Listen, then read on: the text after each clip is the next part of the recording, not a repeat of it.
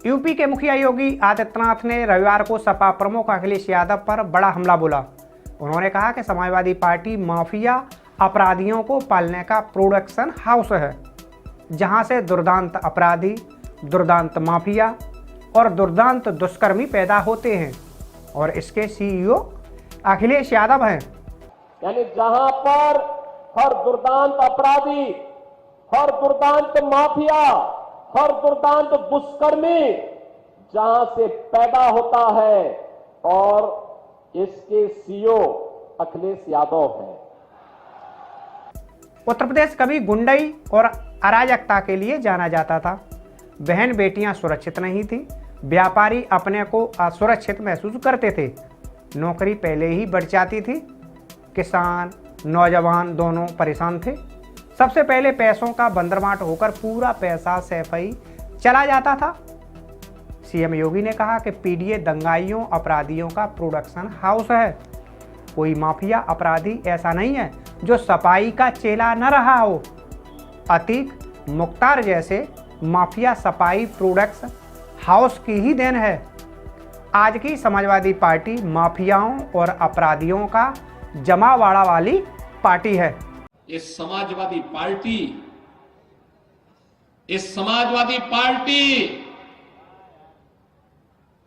ये पीडीए की बात तो करती है, लेकिन मैं आपको बताऊं इनका पीडीए क्या है। ये प्रोडक्शन हाउस ऑफ दंगाई एंड अपराधी है। ये एक नई परिभाषा इसको हम दे रहे हैं, प्रोडक्शन हाउस ऑफ दंगाई एंड अपराधी। याद करिए, प्रदेश का कोई भी जितना बड़ा अपराधी और माफिया होगा, जितना बड़ा वह दंगाई होगा, वह समाजवादी पार्टी के इस प्रोडक्शन हाउस का ही हिस्सा होगा। याद करिए, यही क्षेत्र है।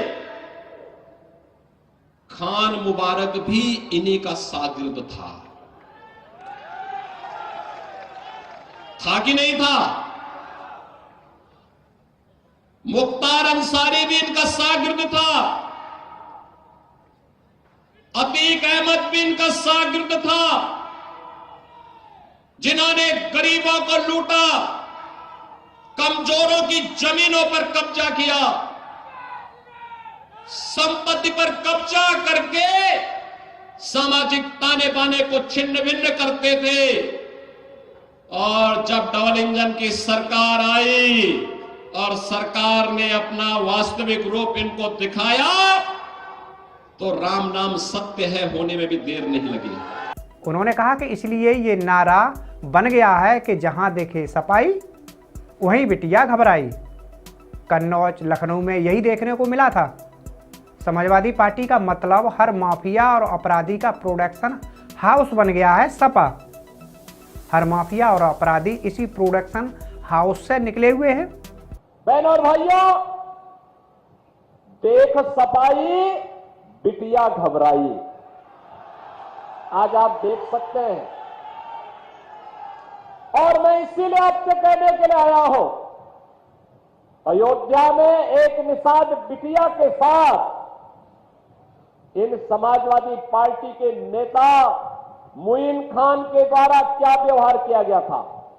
अब आप बताओ, इसमें क्या कार्रवाई नहीं होनी थी? क्या कार्रवाई होनी चाहिए थी ना? और हम लोगों ने जब कार्रवाई की तो ऐसे लगा जैसे समाजवादी पार्टी के नेता अब जमीन आसमान एक कर देंगे। कन्नौज में एक बेटी के साथ किस प्रकार का व्यवहार समाजवादी पार्टी के नेता के द्वारा किया गया। और इसीलिए मैं कह रहा हूं, देख सफाई बिटिया घबराई, ये समाजवादी पार्टी अब यह तो एक प्रोडक्शन हाउस बन गया है, माफिया और अपराधियों को पालने का प्रोडक्शन हाउस है।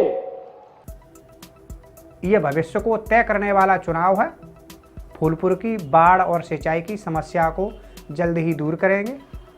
उस सरकार को डूब मरना चाहिए जो गरीबों और किसानों की आवाज को सुनकर उनकी समस्याओं को दूर न कर सके।